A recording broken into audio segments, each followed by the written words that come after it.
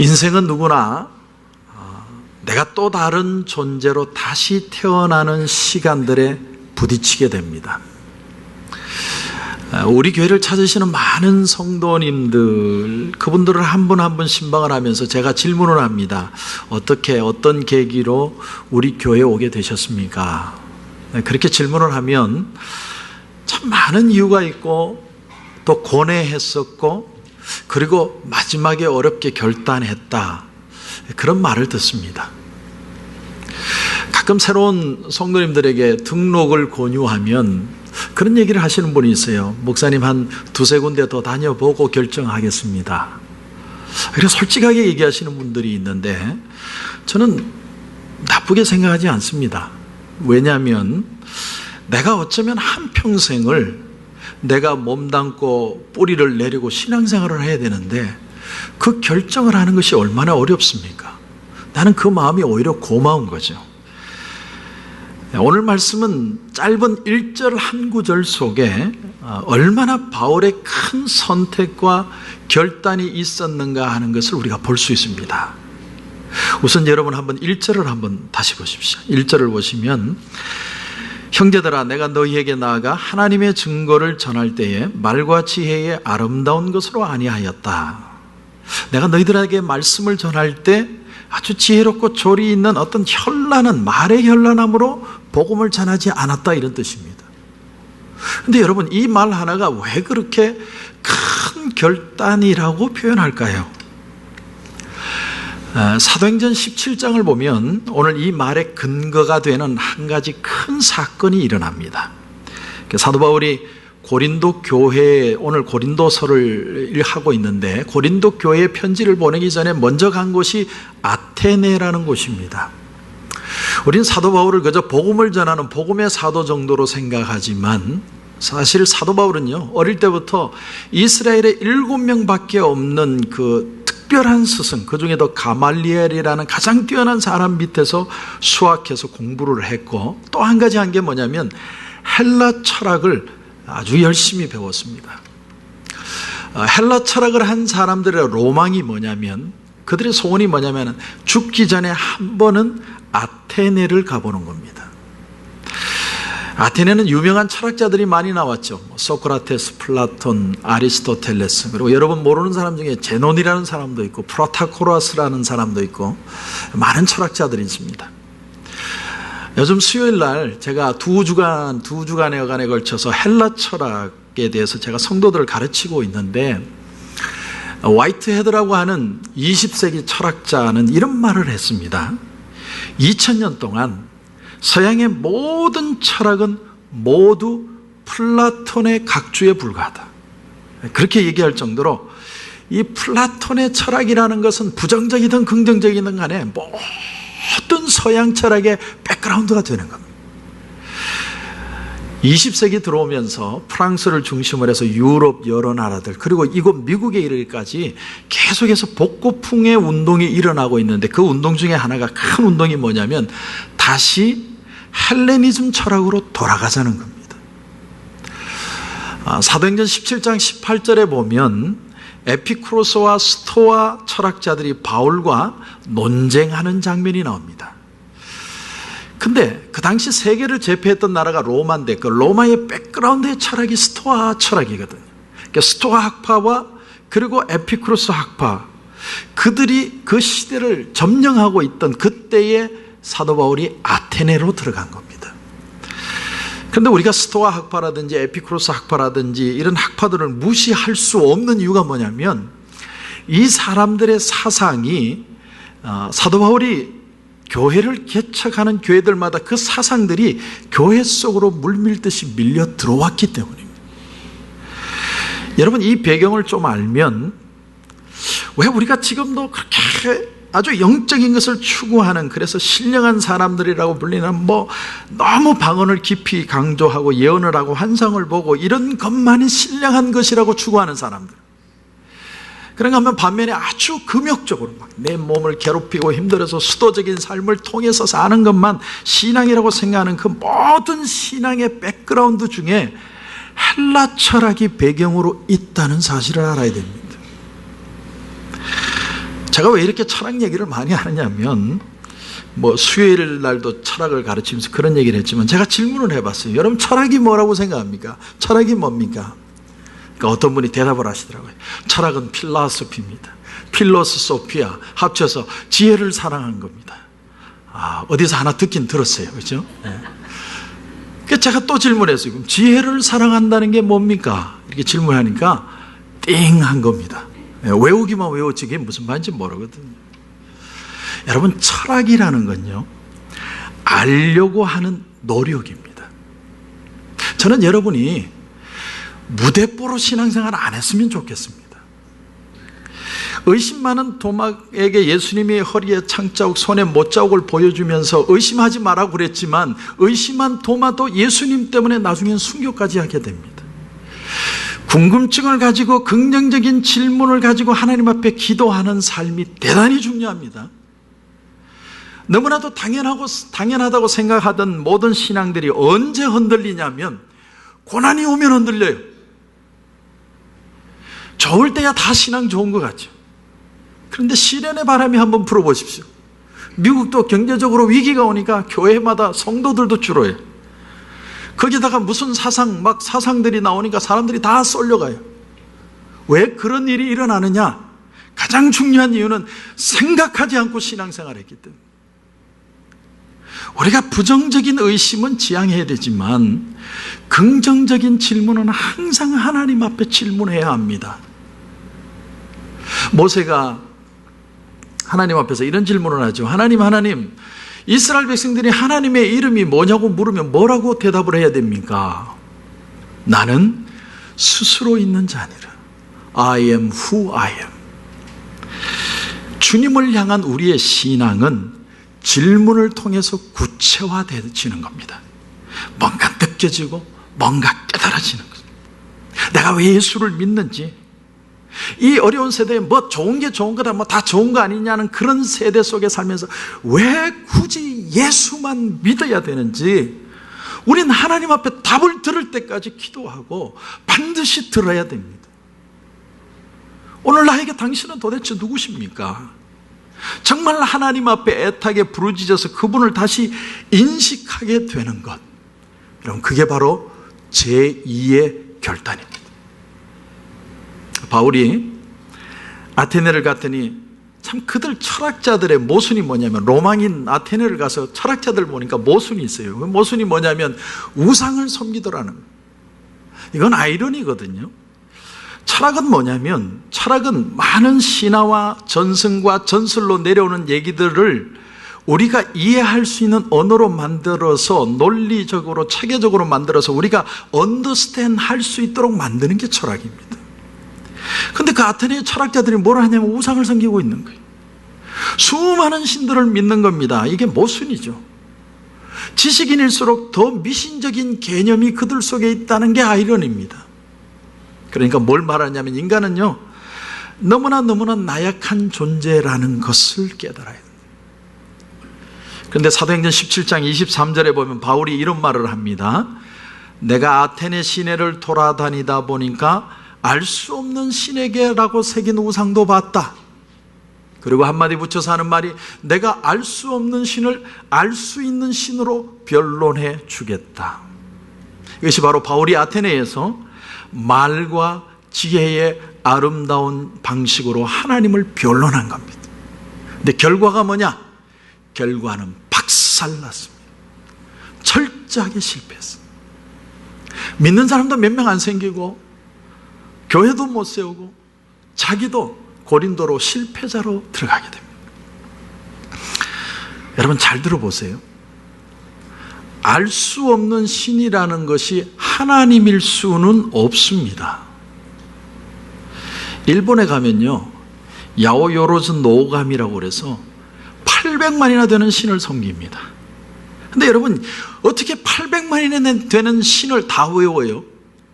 그 신들의 이름을 부르다 보면 한두 놈 빠지는 놈이 있단 말이에요. 그러다 보니까 일본 사람들이 미안한 거예요. 800만이 되는 신을 다 섬겨가지고 이름 다 불러야 되는데 못 부르는 거예요. 그래서 일본 사람들이 어떻게 했냐면 이름을 알 수 없는 신에게 이렇게 딱 써붙여 놓고는 이렇게 기도한다는 거예요. 들어보세요. 인생이 미련해서 이름을 다 못 붙였어도 용서하시고, 당신 이름은 내가 빠뜨렸는지 알 길은 없지만 그저 이 제물 받으시고 진노를 푸십시오. 그리고 섬긴다네.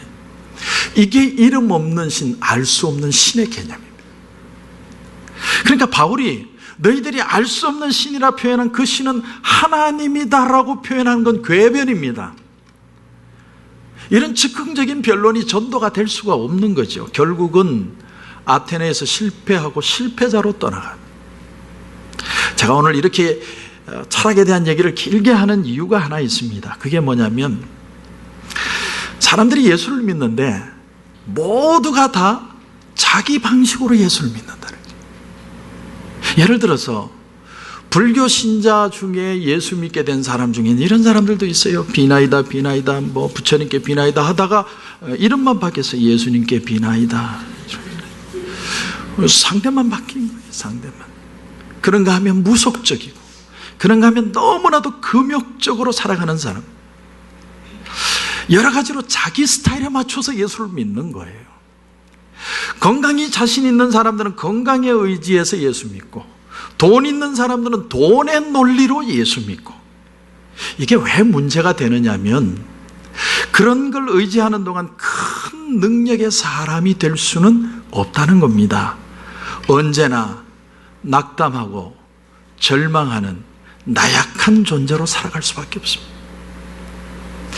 여러분, 우리 각자가 퍼스널하게 하나님을 만나야 된다는 건 당연한 일이지만 내가 살아오던 방식대로 내 스타일대로 하나님을 믿는 것은 아니라는 거예요. 내 스타일이 무서운 이유가 뭐냐면 내가 파운데이션이 되어서 예수를 믿으면 고난이 오면 자빠져요. 여러분, 사랑하는 성도 여러분, 우리는 하나님을 다시 만나야 되고 그분의 방법을 따라 그분이 내어놓아진 길을 가야 될 줄로 분명히 믿습니다. 그러므로 제2의 결단은 뭐냐? 제2의 결단은 이것입니다. 자신의 지혜를 포기하는 거예요. 이것이 오늘 1절에서 말하는 바울의 지론입니다. 네가 어떤 말을 잘하면 이렇게 저렇게 잘 되는 방법으로 해야만 주의 일들이 신앙이 이루어지는 게 아니라 예수 그리스도의 십자가 능력만이 우리 신앙의 진짜 파워다, 얘기를 하고 있는 거예요. 학자들에 따라서는 조금 차이가 있지만 약 AD 55년에서 57년경에 사도 바울이 에베소에서 고린도시를 향하여 편지를 적었을 것이다. 그래서 고린도서가 적혔을 것이다. 그렇게 추정을 합니다. 그런데 고린도 그러면, 고린도 하면 먼저 퍼뜩 드는 생각이 뭐냐면 문란한 도시, 성적으로 아주 타락한 도시, 이런 게 떠오릅니다. 그도 그럴 것이 고린도라는 곳은요, 항구 도시입니다. 항구. 그래서 그리스 중부와 펠로폰네소스를 연결하는 다리 같은 지협에 위치한 항구 도시. 항구 도시의 특징이 뭡니까? 저도 부산에 살았지만 밤문화가 찬란합니다. 마음껏 먹고 떠들고 즐기고 타락하고. 그런데 여러분, 왜 고린도 사람들이 그렇게 흥청망청하고 그들이 그렇게 특별히 성적으로 타락한 삶을 살았느냐? 사실은요, 그 근거를 아는 게 더 중요해요. 이게 오늘 말씀 포인트입니다. 자, 오늘 바울이 표현하고 있는 고린도 성도들의 구성, 멤버십이 뭐냐면 가장 많은 사람들이 이방인으로서 하층에 사는 사람들, 그냥 막 사는 사람들. 그런가 하면 더불어 조금씩 부유층의 사람들이 있었고 유대인 크리스찬들이 또 많이 있었습니다. 이게 고린도 교회 성도들의 분포도입니다. 멤버십입니다. 여러분, 이방인 사람들이 많다는 건 뭘 얘기하느냐면 문란한 성도덕, 우상숭배, 불신자와의 교제, 분파주의, 열광주의, 이런 것들이 교회 안에서도 막 얘기가 되고 있었다는 얘기예요. 고린도 교회의 가장 큰 문제 중에 하나가 뭐냐면 모든 문제의 시발점은 바로 이겁니다. 고린도 교회 그리스도인들은 예수 그리스도의 구원과 성령의 은사를 어떻게 이해하고 받아들였냐면 헬라적인 이원론 사고를 가지고 받아들였다는 거예요. 여러분, 이게 굉장히 중요한 얘기입니다. 이건 플라톤 개념입니다. 그리고 이게 큰 문제입니다. 이건 색깔은 비슷해 보이는데 기독교하고는 완전히 틀린 얘기입니다. 자, 플라톤이 무슨 얘기를 했냐면 이 세상은 두 세계가 있다는 거예요. 두 세계가. 우리가 밥 먹고 놀고 똥 싸고 사는 이 세상이 있고요. 또 우리 눈에 보이지 않지만 펠은 원형의 진짜 세계가 있다는 거예요. 우리가 사는 건 다 가짜라는 거예요.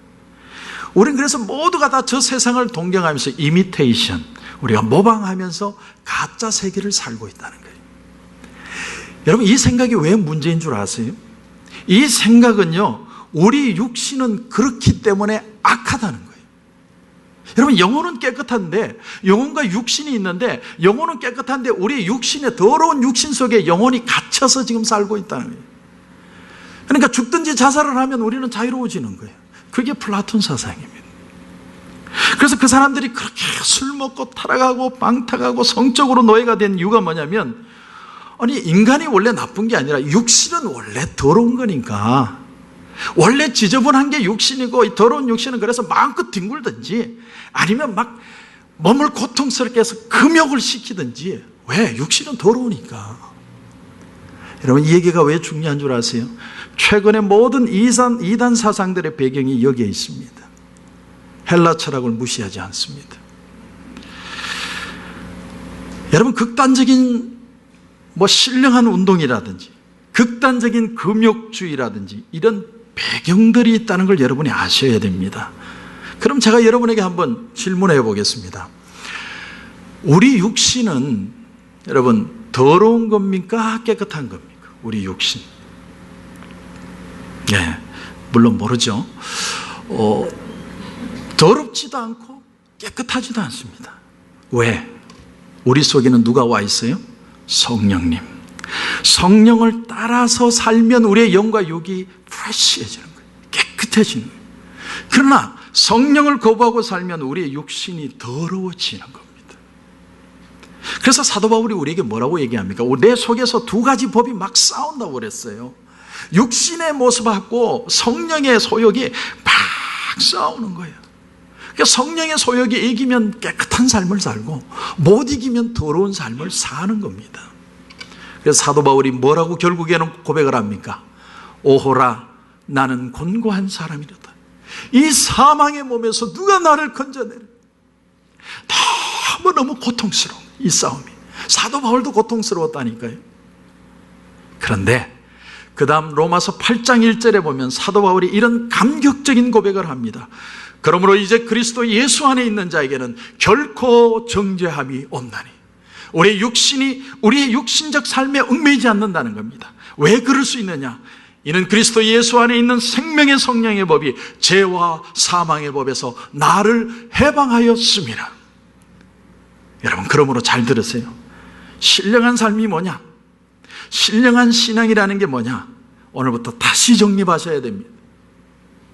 이 세상에서 영적인 그리스도인으로 산다는 명목으로 자신에게 불가능한 요구만 하고 사는 사람들이 있어요.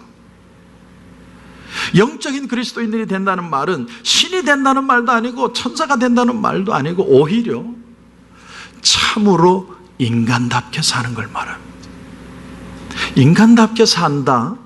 이게 무슨 말일까요?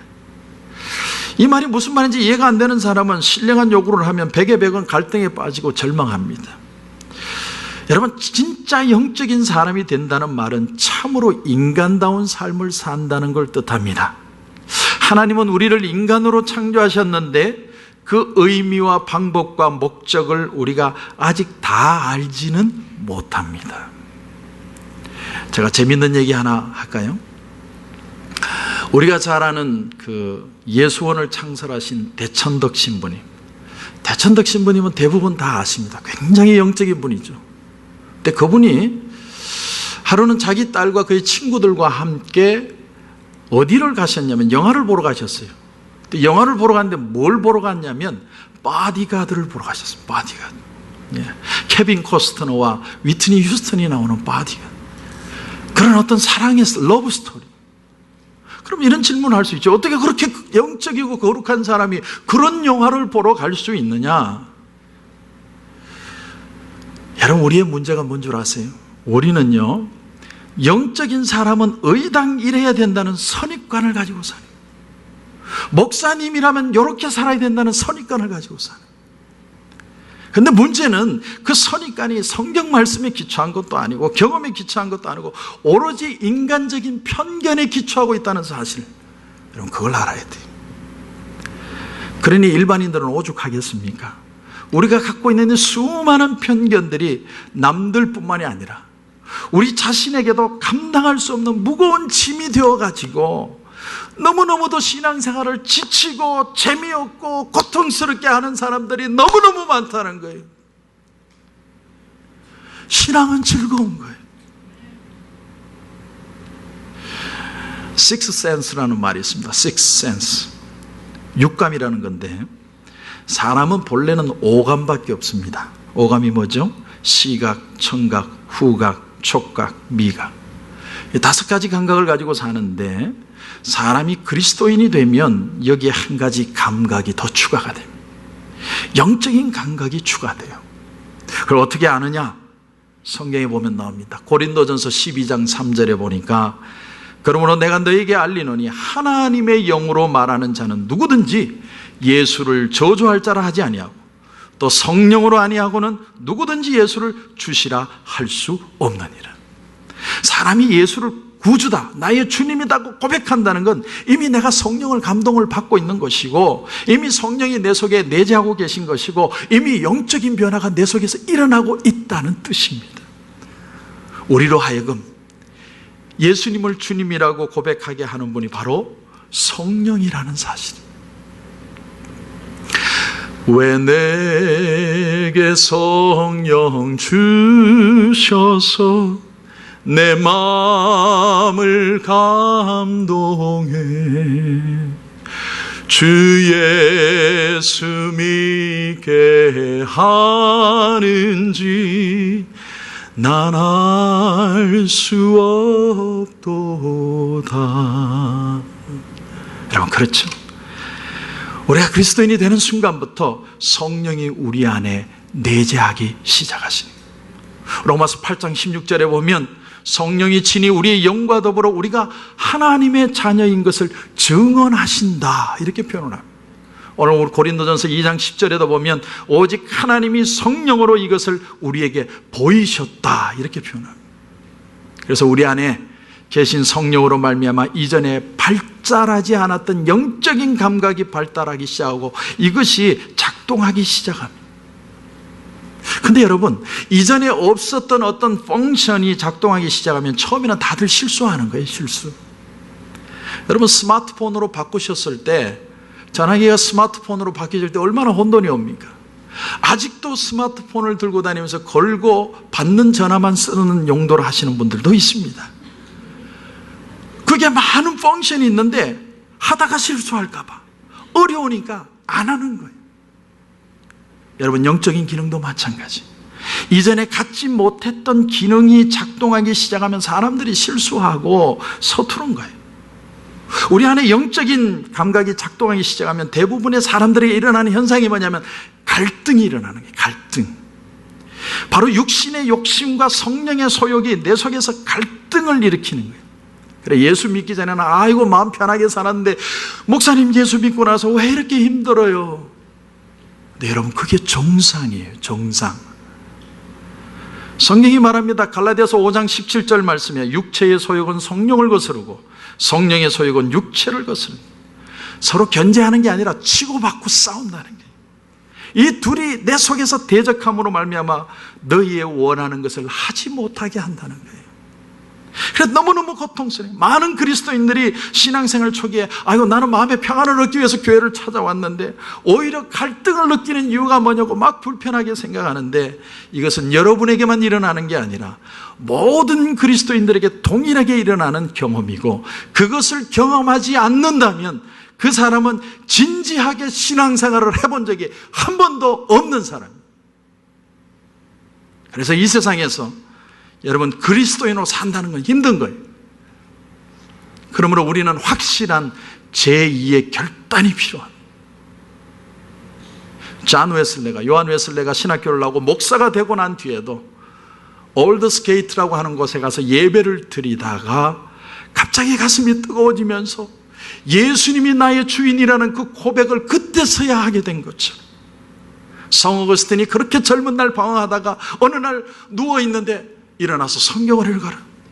그 성경 말씀을 읽다가 그의 마음이 뒤집어지면서 하나님의 말씀으로 회복이 된 것처럼, 여러분, 종류는 다르지만 모든 사람들은 확실한 회심이 필요합니다.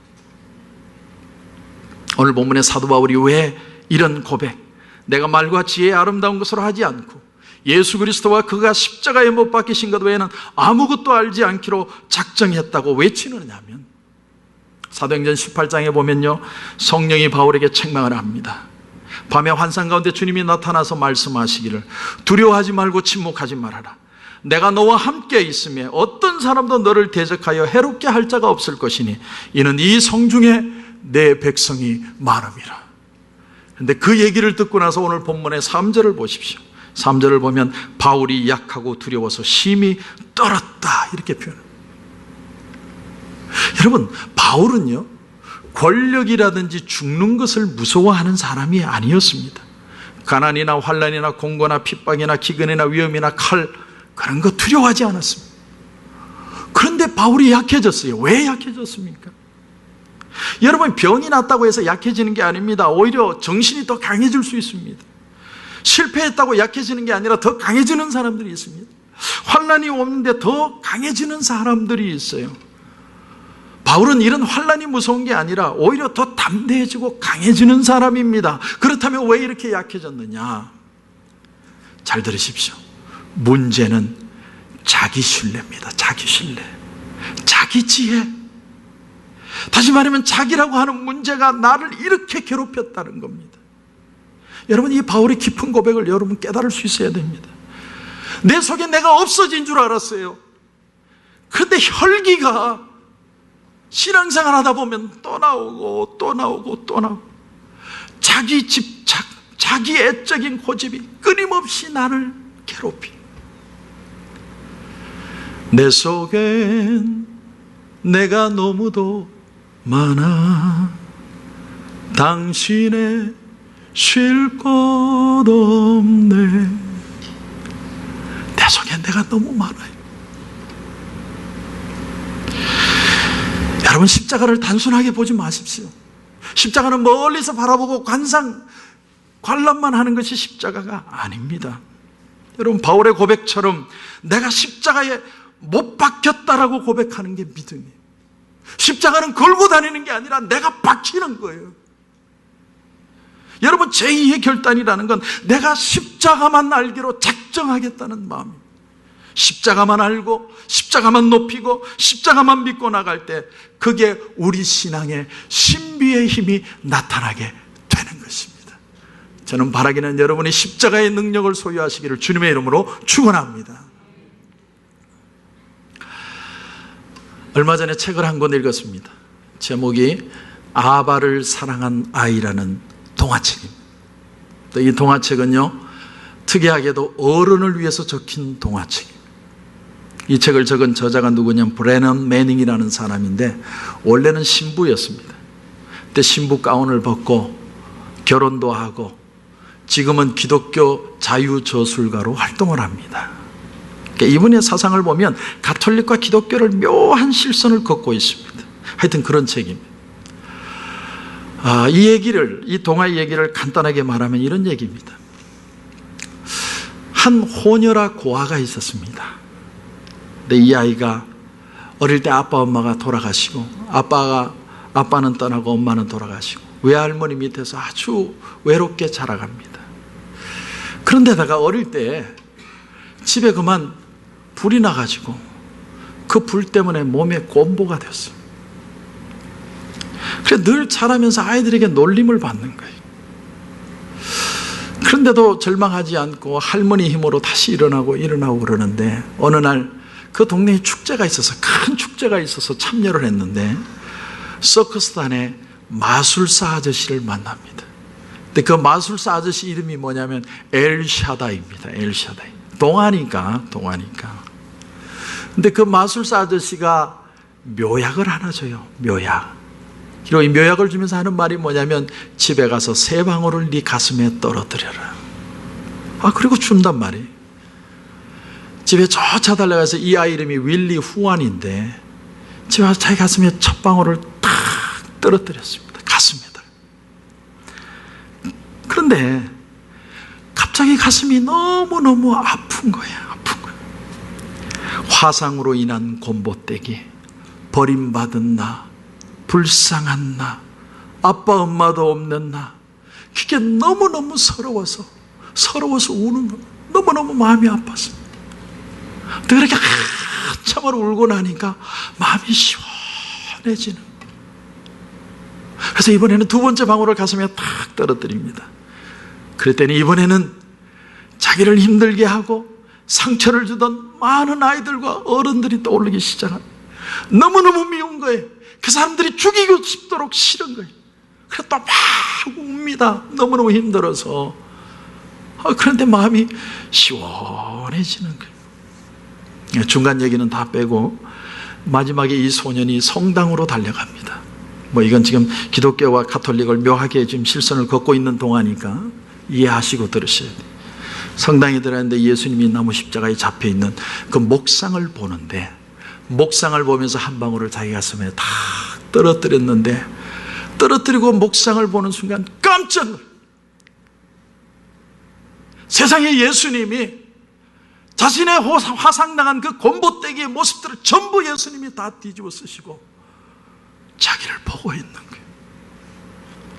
이 아이가 그 자리에서 거꾸로 모든 치유와 회복이 그 자리에서 일어나요. 짧은 동화지만 너무나도 예수 십자가의 구원이 무엇인지를 정확하게 표현하고 있습니다. 여러분, 십자가만이 최대의 능력입니다.